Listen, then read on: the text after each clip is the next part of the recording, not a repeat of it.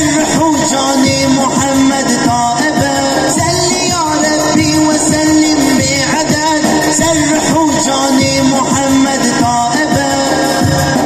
صد شکر یا رب خدام